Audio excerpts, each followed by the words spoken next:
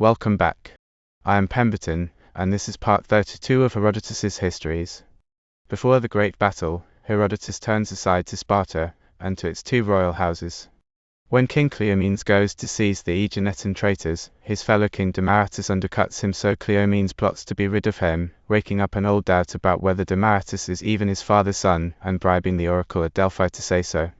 Demaratus, disgraced, slips away to the Persian king. But the bribing of Delphi comes out, and Cleomenes, who has done so much harm, ends in raving madness, and a death so grisly the Spartans called it the god's own justice. Let us go on. Because of this accusation, Cleomenes, son of Anaxandrides, king of the Spartans, crossed over to Aegina, intending to seize those Aeginetans who were most guilty. But when he tried to seize them, certain Aeginetans opposed him, especially Creos, son of Polycretos. Creos said that Cleomenes would not carry off a single Aeginetan without paying for it, because he was doing this without authority from the Spartan state, having been persuaded by the Athenians with money. Otherwise, he said, Cleomenes would have come to seize them together with the other king. He said this because of a message he had received from Demaratus. As Cleomenes was leaving Aegina, he asked Creos what his name was, and Creos told him the truth. Then Cleomenes said to him, "Surely now, Ram, you must cover your horns with bronze, for soon you will have a great trouble to face."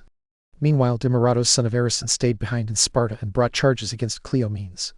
He too was king of the Spartans, but of the inferior house. This house is inferior in no other way, since it is descended from the same ancestor, but the house of Eurysthenes has always been more honored, apparently because Eurysthenes was the elder brother.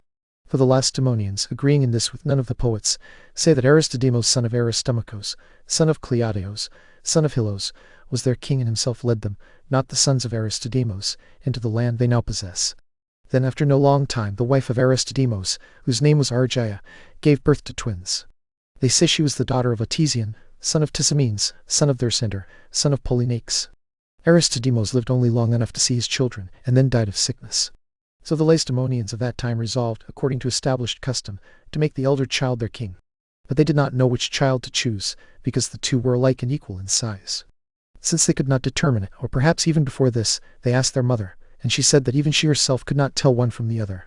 She said this although in truth she knew very well, because she wished somehow for both of them to be made kings. The Lacedaemonians were therefore at a loss, and in their difficulty they said to Delphi to ask what they should do. The Pythian prophetess ordered them to regard both children as their kings, but to honor the elder more. So, they say, the prophetess answered them. Yet the Lacedaemonians were still no less at a loss about how to discover which was the elder. Then a Mycenaean named Panites made a suggestion to them. Panites suggested that the Lacedaemonians should watch the mother and see which of the children she washed and fed before the other. If she was seen always doing this in the same order, they would have all they were seeking and wanting to find out. But if she too was uncertain and did it in a different order at different times, it would be plain that she knew no more than anyone else, and they would have to turn to some other method. Following the Mycenaean suggestion, the Spartans watched the mother of the sons of Aristodemos and found that she honored the first, born in this way, both in feeding and in washing, for she did not know why she was being watched. They therefore took the child honored by his mother and brought him up as the first, born in the public hall. He was given the name Eurysthenes, while the other was called Procles.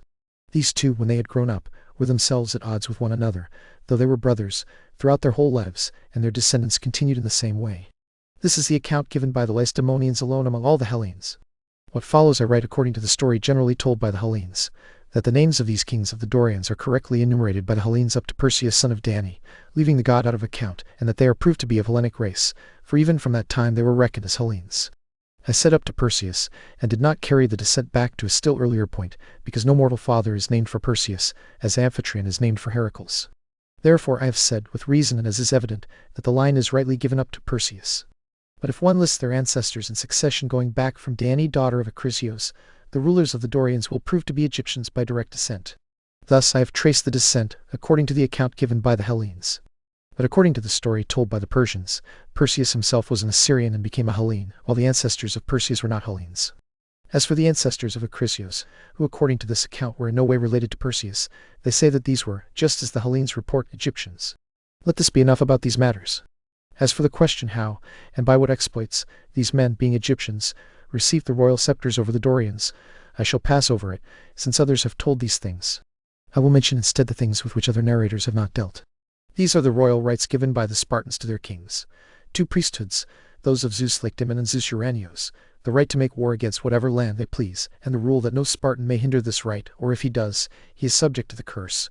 The rule that when they go on expeditions, the kings go out first and return last.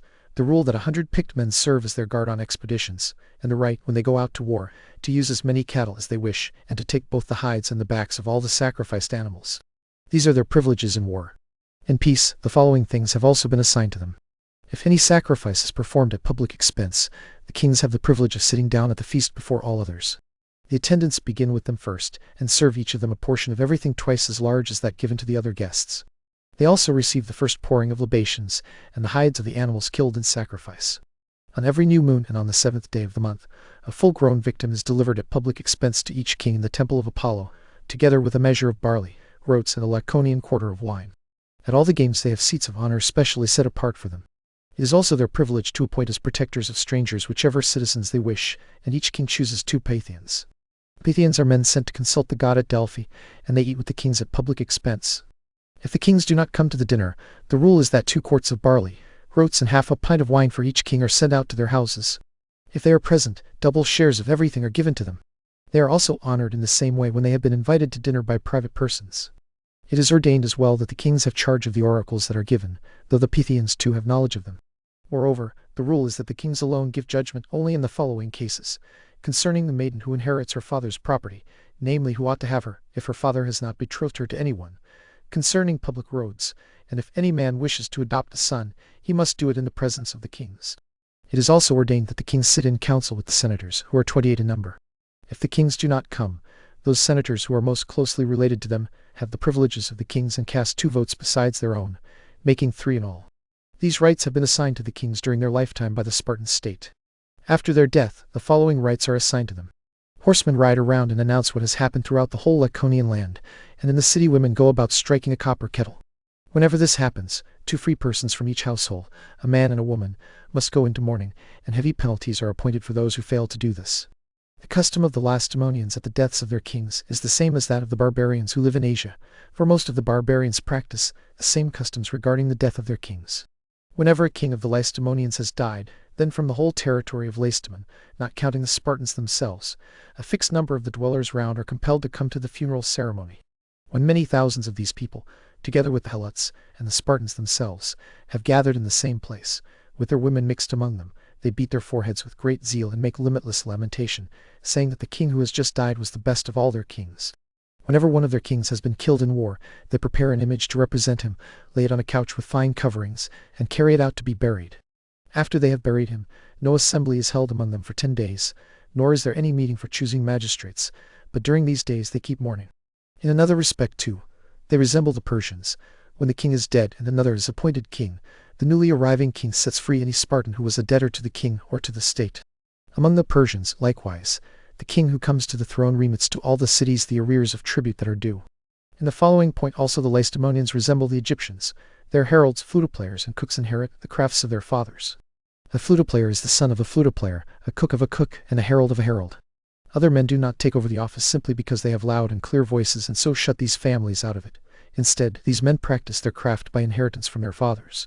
Thus these things are done. At this time of which we are speaking, while Cleomenes was in Aegina doing deeds that served the common interest of Hellas, Demaratus brought charges against him, not so much because he cared for the Aeginetans as because he felt envy and jealousy toward Cleomenes. After Cleomenes returned from Aegina, he planned to depose Demaratus from the kingship, making his attempt against him because of the following matter. Ariston, while king in Sparta, had married 2 wives, yet no children were born to him.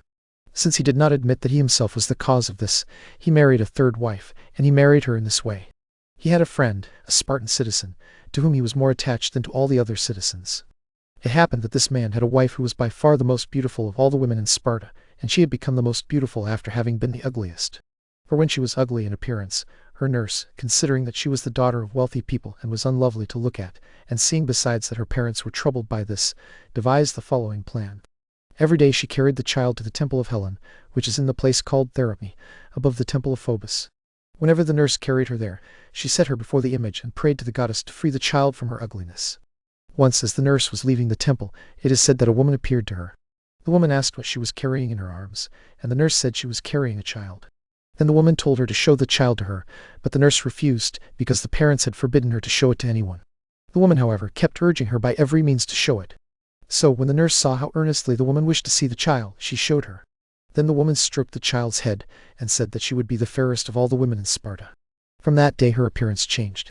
Later, when she reached marriageable age, she was married to Aegitos, son of Alcades, the friend of Ariston whom I mentioned. Now Ariston, it seems, was constantly stung by desire for this woman, and so he contrived the following plan. He made an agreement with his companion, whose wife she was, that he himself would give him as a gift any one thing from his own possessions, whatever the man should choose, and he told his companion to make the same return to him in like fashion. The other man, fearing nothing for his wife, because he saw that Ariston also had a wife, agreed to this. On these terms they bound one another with oaths. After this, Ariston gave whatever Aegitos had chosen from Ariston's treasures. Then Ariston, seeking to obtain the same return from him, tried to take away his companion's wife. Aegitos said he consented to give anything else except this one thing only, but at last, compelled by the oath and by the treacherous deception, he allowed her to be taken from him. In this way Ariston brought the third wife into his house, after dismissing the second. This wife, before the full 10 months had been completed, and in a shorter period of time, bore him the Demaratus of whom we have been speaking. One of Ariston's servants reported to him, while he was sitting in council with the ephors, that a son had been born to him. Ariston, knowing the time when he had taken his wife and counting the months on his fingers, denied it with an oath, saying, "The child would not be mine." The ephors heard this, but at the moment they thought it was of no importance. The child grew up, and Ariston regretted what he had said, for he thought that Demaratus was certainly his own son. He gave him the name Demaratus for this reason. Before these events, the whole Spartan people together had made a vow, praying that a son might be born to Ariston, since he was preeminent in renown over all the kings who had ever arisen in Sparta. For this reason the name Demaratus was given to him. As time went on, Ariston died and Demaratus obtained the kingdom. But apparently it was fated that these things should become known and cause Demaratus to be deposed from the kingdom. Therefore Demaratus came to be greatly at variance with Cleomenes, both on the earlier occasion when he withdrew his army from Eleusis, and now especially, when Cleomenes had crossed over to seize those of the Aeginetans who had gone over to the Medes. Cleomenes, anxious to take vengeance on him, arranged matters with LibriTTS, son of Maneres, son of Auges, who belonged to the same house as Demaratus. The condition was that if Cleomenes set him up as king instead of Demaratus, LibriTTS would go with him against the Aeginetans. Now LibriTTS had become a bitter enemy of Demaratus because of the following affair.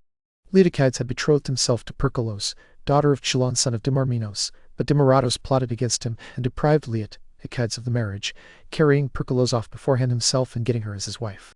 In this way the enmity of LibriTTS toward Demaratus had arisen. Now at Cleomenes' instigation, LibriTTS gave testimony against Demaratus, saying that he was not reigning over the Spartans lawfully, because he was not a son of Ariston. After giving this testimony, he brought a suit against him, recalling the old saying that Ariston had uttered when his servant reported to him that a son had been born to him, and he, reckoning up the months, denied with an oath that the child was his. Taking his stand on this utterance, LibriTTS set out to prove that Demaratus had not been born of Ariston, and was not lawfully reigning over Sparta. He produced as witnesses those ephors who happened at that time to have been sitting with Ariston in council, and had heard him say this. At last, since there was dispute about these matters, the Spartans resolved to ask the oracle at Delphi whether Demaratus was the son of Ariston. The question was referred to the Pythian prophetess through the arrangement of Cleomenes. Then Cleomenes won over to his side Caban, son of Aristophantos, who had the greatest power among the Delphians, and Caban persuaded Periella, the prophetess of the oracle, to say what Cleomenes wished to have said. Thus, when those sent to consult the god asked their question, the Pythian prophetess gave the decision that Demaratus was not the son of Ariston. Later, however, these things became known, and Caban went into exile from Delphi, while Periella, the prophetess of the oracle, was removed from her office. This is how the deposition of Demaratus from the kingdom happened. But Demaratus became an exile from Sparta to the Medes because of the following insult. After he had been deposed from the kingdom, Demaratus was holding a public office to which he had been elected. It was the time of the Gymnopedie, and Demaratus was watching the festival. LibriTTS, who had now become king in place of Demaratus, sent his attendant and asked Demaratus, in mockery and insult, what kind of thing it was to be a magistrate after having been king. Demaratus was vexed by the question and answered that he himself had now had experience of both conditions, but LibriTTS had not.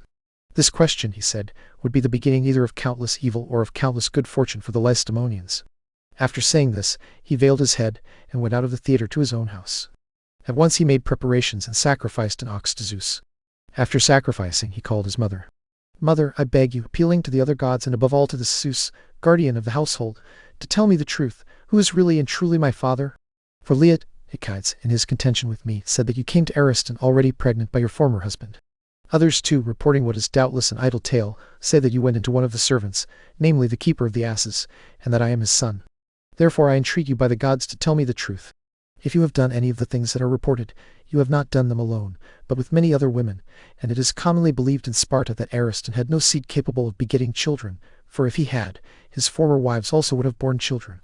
When his mother came, Demaratus put into her hands some of the inner parts of the sacrificed victim and besought her with these words. She answered him as follows. My son, since you beseech me with entreaties to speak the truth, the whole truth shall be told to you. When Ariston had brought me into his house, on the third night an apparition came to me in the likeness of Ariston. It lay with me and placed on me the garlands that it was wearing. The apparition immediately departed, and after this Ariston came. When he saw me wearing garlands, he asked who had given them to me, and I said that he had given them. But he did not admit it. I began to swear to it, saying that he did not do well to deny it, for he had come, I said, a short time before, lain with me, and given me the garlands. Then Ariston, seeing that I swore to it, perceived that the matter was from the gods. First, the garlands were found to come from the hero temple that stands by the outer door of the house, which they call the temple of Astrobacchus, and second, the diviners answered that it was this same hero. Thus, my son, you have all that you wish to learn. Either you were begotten by this hero, and the hero Astrobacchus is your father, or Ariston is your father, for on that night I conceived you. But as for the point on which your enemies most seize, saying that Ariston himself, when your birth was announced to him, declared in the hearing of many that you were not his son because the time, namely the 10 months, had not yet been completed, he cast out that saying in ignorance of such matters.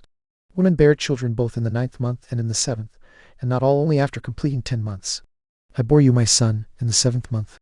Ariston himself also perceived not long afterward that he had spoken foolishly.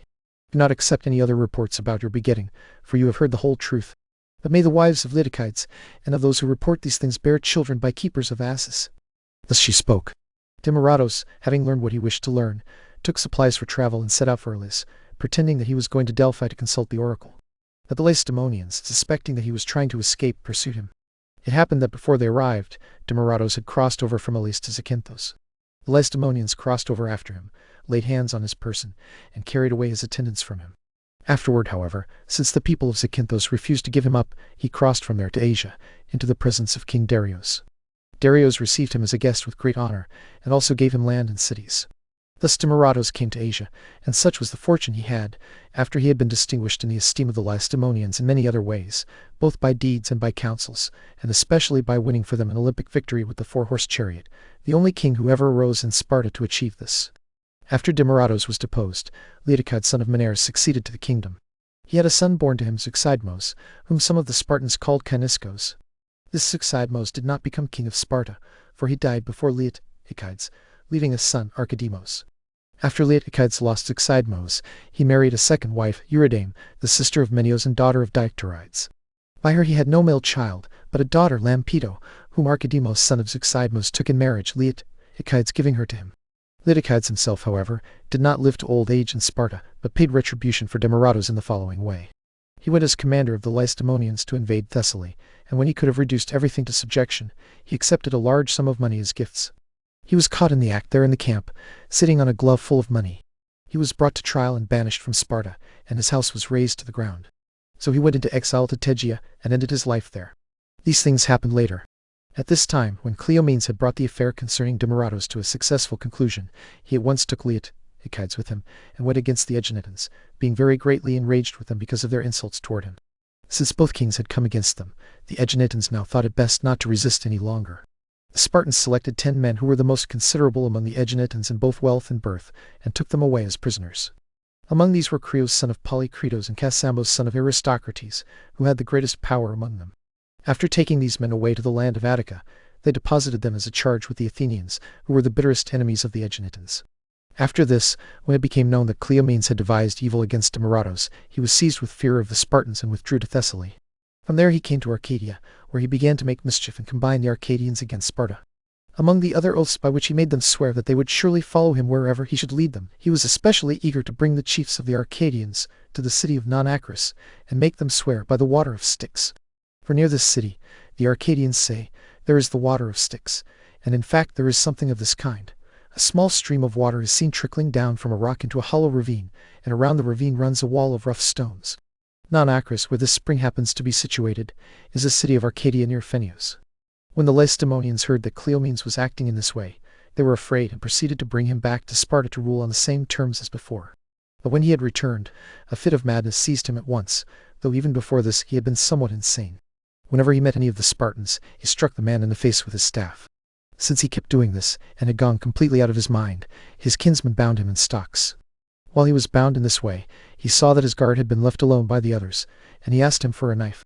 At first the guard was unwilling to give it, but Cleomenes threatened him with what he would do to him afterward if he refused. At last the guard, who was one of the helots, became afraid of the threats and gave him a knife. When Cleomenes had received the blade, he began to mutilate himself from the legs upward. He cut his flesh lengthwise, from the legs to the thighs, from the thighs to the loins and flanks, until at last he came to the belly, and cutting this into strips, he died in that manner. Most of the Hellenes report that this happened because he had persuaded the Pythian prophetess to give the answer that was given about Demaratus. The Athenians alone report that it happened because, when he invaded Eleusis, he laid waste the sacred enclosure of the goddesses. The Argives say it was because, from their sanctuary dedicated to Argos, he brought down those Argives who had fled there for refuge after the battle and killed them, and also set fire to the grove itself, paying it no regard. For when Cleomenes consulted the oracle at Delphi, the answer was given to him that he would conquer Argos. So he led the Spartans and came to the river Erato, which is said to flow from the Stymphalian lake. That lake, they say, runs out into an unseen chasm and appears again above ground in the land of Argos. From that point onward the Argives call the water Erato. When Cleomenes came to this river he sacrificed to it. Since the sacrifices were not at all favorable for crossing, he said that he admired the Erato for not betraying the men of its own country, but that even so the Argives would not escape. After this he withdrew from there and led his army down to Theria. There he sacrificed to the sea by slaughtering a bull, and then brought the Spartans by ships to the land of Turns and Nauplia. When the Argives learned of this, they came to the rescue toward the sea. After they had come near Turns and reached the place called Asipia, they encamped opposite the Lacedaemonians, leaving no very wide space between the armies. There the Argives were not afraid of open battle, but only feared that they might be conquered by trickery. They thought this was what the oracle referred to which the Pythian prophetess had given in common to them and to the Milesians, saying, "But when the female at last shall conquer the male in the battle, conquer and drive him forth, and win glory among the Argives, then many wives of the Argives shall tear both cheeks in mourning, so that a man of those who come after shall one day say, 'Quelled by the spirit perished, the three-coiled terrible serpent.'" The conjunction of all these things caused fear among the Argives. With this in mind, they resolved to make use of the enemy's herald. Having made this decision, they did as follows. Whenever the Spartan herald proclaimed anything to the Lacedaemonians, the Argives also did that same thing. Cleomenes, noticing that the Argives did whatever the herald of the Lacedaemonians proclaimed, passed word to the Lacedaemonians that when the herald proclaimed that they were to get breakfast, they should take up their arms and attack the Argives. The Lacedaemonians carried this out exactly.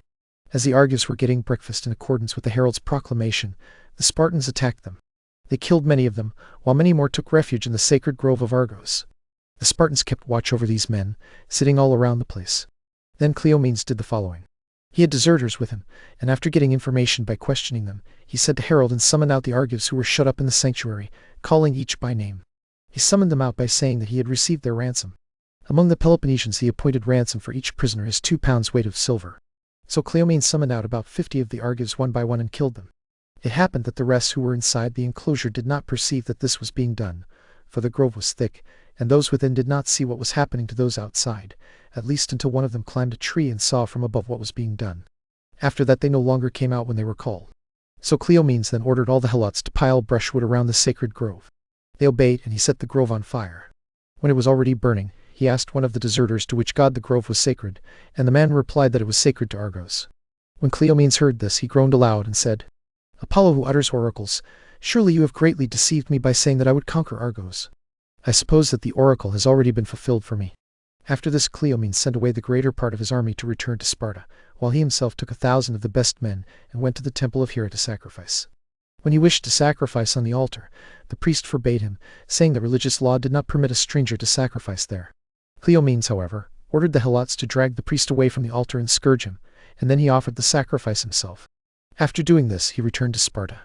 After his return, his opponents brought him before the ephors, saying that he had accepted gifts, and that this was why he had not conquered Argos when he could easily have conquered it. He told them, though I cannot say with certainty whether he was speaking falsely or truly, that when he had conquered the sanctuary of Argos, it seemed to him that the oracle of the god had been fulfilled. Therefore he did not think it right to attempt the city, at least until he had made use of sacrifice, and learned whether the deity permitted him or stood opposed to him. While he was taking omens by sacrifice in the temple of Hera, a flame of fire blazed out from the breasts of the image. In this way, he said, he knew the truth of the matter. He would not conquer Argos.